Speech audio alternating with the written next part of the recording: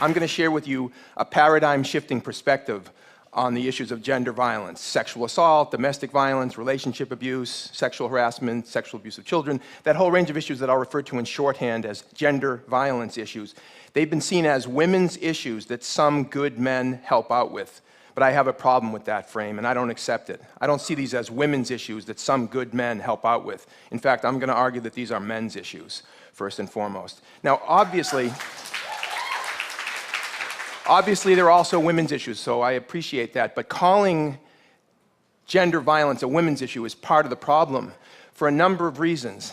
The first is that it gives men an excuse not to pay attention, right? A lot of men hear the term women's issues, and we tend to tune it out, and we think, hey, I'm a guy, that's for the girls, or that's for the women. And a lot of men literally don't get beyond the first sentence as a result. It's almost like a chip in our brain is activated, and the neural pathways take our attention in a different direction when we hear the term women's issues. This is also true, by the way, of the word gender, because a lot of people hear the word gender and they think it means women. So they think that gender issues is synonymous with women's issues. There's some confusion about the term gender. And actually, let me illustrate that confusion by way of analogy. So let's talk for a moment about race. In the US, when we hear the word race, a lot of people think that means African American, Latino, Asian American, Native American, South Asian, Pacific Islander, on and on. A lot of people, when they hear the word sexual orientation, think it means gay, lesbian, bisexual. And a lot of people, when they hear the word gender, think it means women. In each case, the dominant group doesn't get paid attention to, right? As if white people don't have some sort of racial identity or belong to some racial category or construct. As if heterosexual people don't have a sexual orientation. As if men don't have a gender. This is one of the ways that dominant systems maintain and reproduce themselves, which is to say the dominant group is rarely challenged to even think about its dominance, because that's one of the key characteristics of power and privilege, the ability to go unexamined, lacking introspection, and in fact being rendered invisible in large measure in the discourse about issues that are primarily about us. And this is amazing how this works in domestic and sexual violence, how men have been largely erased from so much of the conversation about a subject that is centrally about men. And I'm going to illustrate what I'm talking about by using the old tech. I'm old school on some fundamental regards. I make films and I work with, high tech, but I'm still old school as an educator. And I want to share with you this exercise that illustrates on the sentence structure level how the way that we think, literally the way that we use language, conspires to keep our attention off of men. This is about domestic violence in particular, but you can plug in other analogs. This comes from the work of the feminist linguist Julia Penelope. It starts with a very basic English sentence. John beat Mary. That's a good English sentence. John is the subject, beat is the verb, Mary is the object. Good sentence.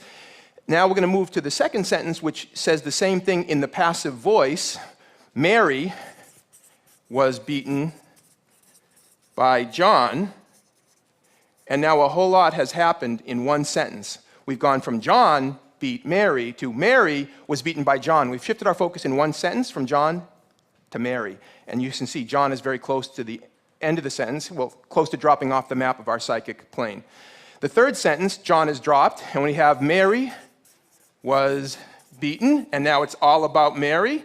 We're not even thinking about John, it's totally focused on Mary. Over the past generation, the term we've used synonymous with beaten is battered, so we have Mary was battered. And the final sentence in this sequence, flowing from the others, is Mary is a battered woman. So now Mary's very identity, Mary is a battered woman, is what was done to her by John in the first instance. But we've demonstrated that John has long ago left the conversation. Now, those of us who work in domestic and sexual violence field know that victim blaming is pervasive in this realm, which is to say blaming the person to whom something was done rather than the person who did it. And we say things like, why do these women go out with these men? Why are they attracted to these men? Why do they keep going back? What was she wearing at that party? What a stupid thing to do. Why was she drinking with that group of guys in that hotel room? This is victim blaming. And there are numerous reasons for it, but one of them is that our whole cognitive structure is set up to blame victims. This is all unconscious. Our whole cognitive structure is set up to ask questions about women and women's choices and what they're doing, thinking, and wearing. And I'm not going to shout down people who ask questions about women, okay? It's a legitimate thing to ask. But let's be clear, asking questions about Mary is not going to get us anywhere in terms of preventing violence. We have to ask a different set of questions. And you can see where I'm going with this, right? The questions are, not about Mary, they're about John. The questions include things like, why does John beat Mary? Why is domestic violence still a big problem in the United States and all over the world? What's going on? Why do so many men abuse physically, emotionally, and verbally and other ways the women and girls and the men and boys that they claim to love? What's going on with men? Why do so many adult men sexually abuse little girls and little boys? Why is that a common problem in our society and all over the world today? Why? Why do we hear over and over again about new scandals erupting in major institutions like the Catholic Church or the Penn State football program or the Boy Scouts of America, on and on and on, and then local communities all over the country and all the world, right? We hear about it all the time. Sexual abuse of children. What's going on with men? Why do so many men rape women in our society and around the world? Why do so many men rape other men? What is going on with men? And then what is the role of the various institutions in our society that are helping to produce abusive men at pandemic rates? Because this isn't about individual perpetrators. That's a naive way to understanding what is a much deeper and more systematic social problem. You know, the perpetrators aren't these, monsters who crawl out of the swamp and come into town and do their nasty business and then retreat into the darkness. That's a very naive notion, right? Perpetrators are much more normal than that and everyday than that. So the question is, what are we doing here in our society and in the world? What are the roles of the various institutions in helping to produce abusive men? What's the role of religious belief systems, the sports culture, the pornography culture, the family structure, economics and how that intersects, and race and ethnicity and how that intersects? How does all this work? And then once we start making those kind of connections and asking those important and big questions, then we can talk about how can we be transformative? In other words, how can we do something differently?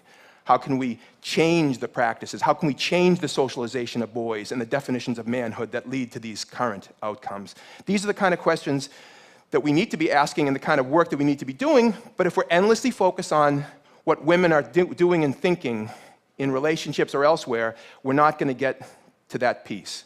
Now, I understand that a lot of women who have been trying to speak out about these issues today and yesterday and for years and years often get shouted down for their efforts. They get called nasty names like male basher and man hater and the disgusting and offensive feminazi, right?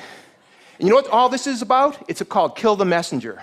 It's because the women who are standing up and speaking out for themselves and for other women, as well as for men and boys, it's a statement to them to sit down and shut up. Keep the current system in place because we don't like it when people rock the boat. We don't like it when people challenge our power. You better sit down and shut up, basically. And thank goodness that women haven't done that. Thank goodness that we live in a world where there's so much women's leadership that can counteract that. But one of the powerful roles that men can play in this work is that we can say some things that sometimes women can't say, or better yet, we can be heard saying some things that women often can't be heard saying. Now, I appreciate that's a problem, it's sexism, but it's the truth. And so one of the things that I say to men, and my colleagues and I always say this, is we need more men who have the courage and the strength to start standing up and saying some of this stuff.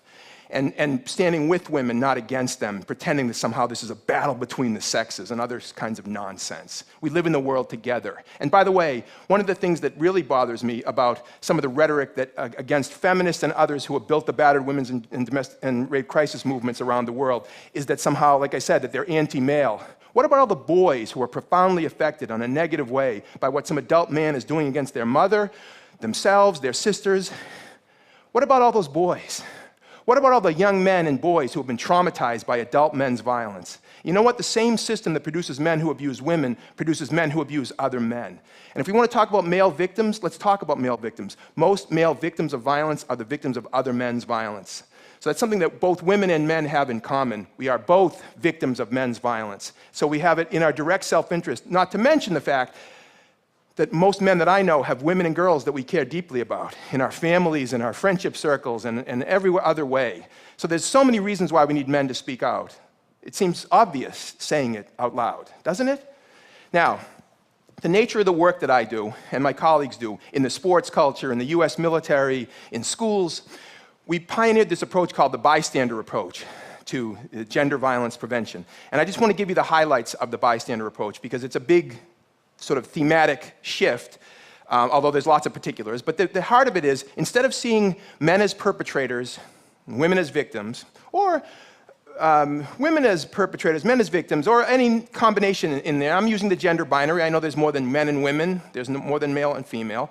And there are women who are perpetrators, and of course there are men who are victims. There's a whole spectrum. But instead of seeing it in the binary fashion, we focus on all of us as what we call bystanders. And a bystander is defined as anybody who is not a perpetrator or a victim in a given situation. So in other words, friends, teammates, colleagues, co-workers, family members, those of us who are not directly involved in a dyad of abuse, but we are embedded in social, family, work, school, and other peer culture relationships with people who might be in that situation. What do we do? How do we speak up? How do we challenge our friends? How do we support our friends? But how do we not remain silent in the face of abuse? Now, when it comes to men and male culture, the goal is to get men who are not abusive to challenge men who are. And when I say abusive, I don't mean just men who are beating women. We're not just saying that a man whose friend is abusing his girlfriend needs to stop the guy at the moment of attack. I mean, that's a naive way of creating a social change.